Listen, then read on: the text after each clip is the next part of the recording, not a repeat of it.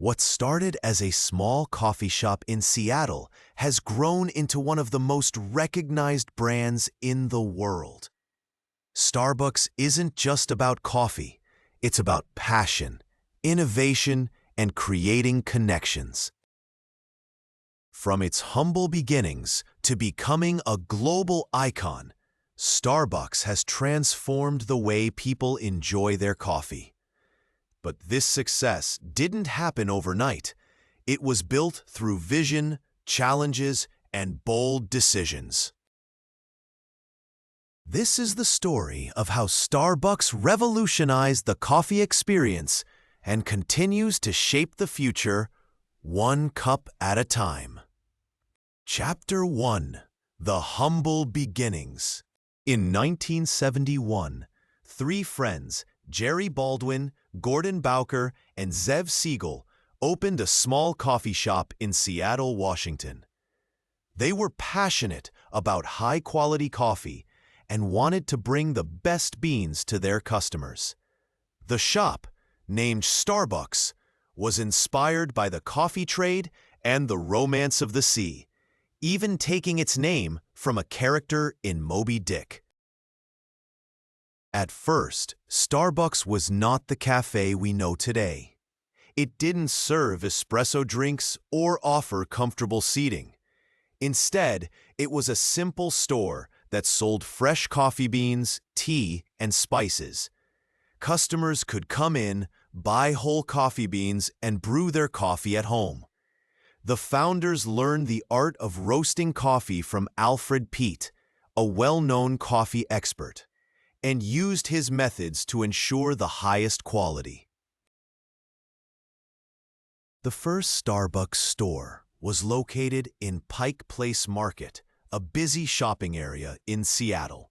It quickly gained a loyal customer base because of its commitment to quality. However, despite its success, the company remained small. The founders had no intention of turning it into a global brand. They simply wanted to share their love for coffee with the local community. For more than a decade, Starbucks remained a quiet, local business. But everything changed in the 1980s when a man named Howard Schultz walked into the store. He saw something special in Starbucks, something that even the founders didn't realize. Schultz had a vision that would take Starbucks far beyond Seattle and transform it into an international brand. Chapter 2: A New Vision for Coffee. In 1981, a sales representative named Howard Schultz walked into the original Starbucks store in Seattle. He was immediately impressed by the quality of the coffee and the passion behind the brand. At the time, Starbucks had only a few stores, and its business was focused on selling coffee beans rather than brewed drinks. But Schultz saw something more: a potential to create an entirely new coffee culture in America. A year later, Schultz joined Starbucks as the director of marketing. In 1983, he took a business trip to Italy, where he discovered something that would change his life and Starbucks forever. In Milan, he saw espresso bars on almost every street corner. These cafes were more than just places to grab a coffee. They were social hubs where people gathered, talked, and enjoyed their drinks. Schultz fell in love with this experience and believed Starbucks could bring the same concept to the United States.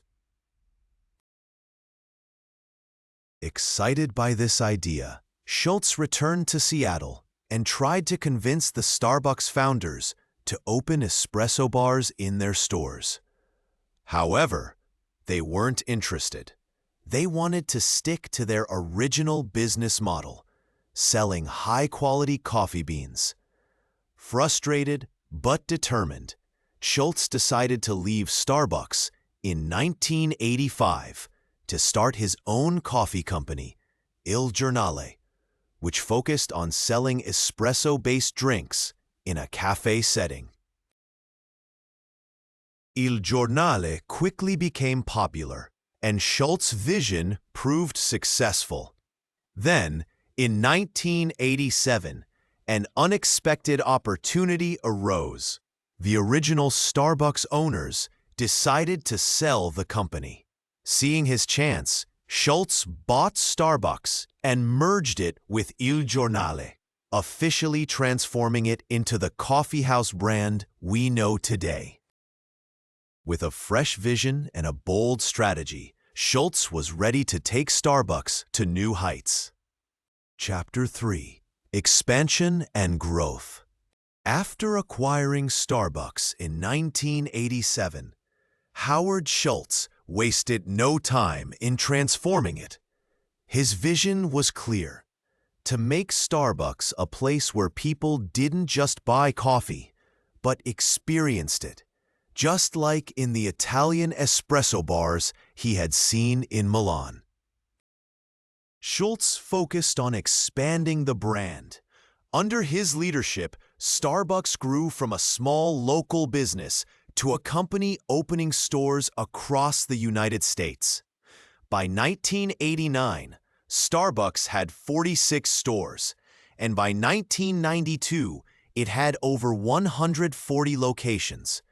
That same year, the company went public, raising millions of dollars to support even faster growth. A key part of Starbucks' success was its focus on customer experience. Unlike traditional coffee shops, Starbucks offered a warm and welcoming environment, complete with comfortable seating, relaxing music, and free Wi-Fi. It became a third place for people, somewhere between home and work where they could relax, meet friends, or even get some work done. Another reason for its rapid growth was its consistent quality. Starbucks sourced high-quality coffee beans, trained its baristas extensively, and maintained strict standards across all its stores. No matter where a customer went, they could expect the same great taste. By the mid-1990s, Starbucks was opening stores internationally. In 1996, the first Starbucks outside North America opened in Tokyo, Japan, marking the beginning of its global expansion. Soon, locations were popping up in Europe, the Middle East, and Asia. As the company grew, it introduced new products to attract more customers, including frappuccinos, seasonal drinks like the pumpkin spice latte, and a variety of pastries and sandwiches. Starbucks wasn't just selling coffee anymore. It was selling a lifestyle. But with rapid expansion came new challenges. Could Starbucks continue to grow without losing its quality and unique experience? Chapter 4: Facing Challenges and Competition. As Starbucks expanded globally, it faced new challenges. Growth was exciting, but it also brought risks. The company had to maintain its quality while opening hundreds of new stores each year. At the same time, competition in the coffee industry was growing. By the early 2000s, Starbucks had become a household name, but its rapid expansion led to some problems. Many customers began to feel that Starbucks was losing its unique charm. Instead of being a cozy neighborhood cafe, it was becoming a massive corporate chain. Some stores started to feel overcrowded, and service quality began to decline. At the same time, competitors were getting stronger. McDonald's and Dunkin' Donuts introduced their own high-quality coffee at lower prices, attracting budget-conscious customers. Meanwhile, independent coffee shops and artisanal roasters were gaining popularity by offering a more personal and unique coffee experience. Another major challenge came in 2008 when the world faced a financial crisis. Many people could no longer afford expensive coffee, and Starbucks saw a sharp decline in sales. The company was forced to close hundreds of underperforming stores and lay off employees. In response, Howard Schultz, who had stepped down as CEO in 2000, returned to lead the company again. He quickly made big changes, including refocusing on quality. Starbucks retrained thousands of baristas to ensure every cup of coffee met high standards. Enhancing the customer experience, stores were redesigned to feel more welcoming and comfortable. Expanding digital services, Starbucks introduced its mobile app and rewards program, making it easier for customers to order and pay. Despite the challenges, Starbucks survived and adapted, but to stay ahead, the company needed to reinvent itself once again. Despite the challenges, Starbucks survived and adapted, but to stay ahead, the company needed to reinvent itself once again. Chapter 5: Reinventing the Coffee Experience. After facing setbacks in the late 2000s, Starbucks knew it had to evolve. Howard Schultz led the company's transformation, not just to recover, but to redefine the coffee experience. Starbucks focused on innovation, technology, and sustainability to strengthen its brand and attract new customers. One of the biggest changes was the introduction of digital services. In 2011, Starbucks launched its mobile payment system, allowing customers to pay with their phones. This was later expanded into the Starbucks Rewards program, which encouraged customer loyalty by offering points for every purchase. By 2020, nearly 50% of all Starbucks transactions in the U.S. were made through the app. Starbucks also expanded its menu offerings. While coffee remained the main attraction, the company introduced new drinks like cold brews, nitro coffee, and plant-based options.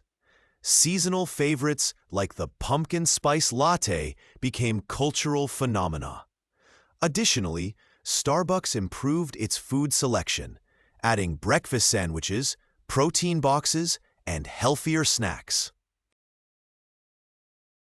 Another key focus was sustainability.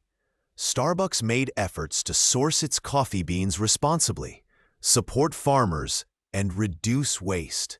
It introduced reusable cups, eliminated plastic straws, and set goals to cut carbon emissions. The company also experimented with more eco-friendly store designs. Starbucks didn't just change what it sold, it also expanded how and where it served customers. It opened new store formats, including drive-through locations, pickup-only stores, and reserve roasteries, which offered a premium coffee experience with rare, high-end beans. By constantly adapting and innovating, Starbucks didn't just survive, it thrived. But as the world changed, so did customer expectations. Would Starbucks continue to lead the coffee industry in the future? Chapter 6: Starbucks Today and the Future. Today, Starbucks is one of the most recognizable brands in the world. With over 35,000 stores in more than 80 countries, it has grown far beyond its humble beginnings in Seattle, becoming a global leader in the coffee industry. But even with its success, the company continues to evolve. One of Starbucks' biggest focuses today is technology and convenience. Mobile orders now account for a significant portion of sales, and Starbucks continues to improve its drive-through, delivery, and pickup services. In many cities, customers can place an order through the app and pick it up without waiting in line. Starbucks has also partnered with companies like Uber Eats to expand delivery options. Sustainability remains a major priority. Starbucks is investing in greener stores, ethically sourced coffee, and eco-friendly packaging. It has set ambitious goals, such as cutting carbon emissions in half by 2030 and reducing water usage. Some locations are even testing fully plant-based menus to attract environmentally conscious customers. Globally, Starbucks continues to expand in key markets, especially in China, where it has opened thousands of stores. The company is also exploring new products, such as energy drinks and ready-to-drink bottled beverages, to reach a wider audience. Looking ahead, Starbucks faces challenges like rising competition, changing consumer habits, and economic uncertainty. However, with its strong brand, loyal customer base, and commitment to innovation, it is well positioned to remain a dominant force in the coffee industry.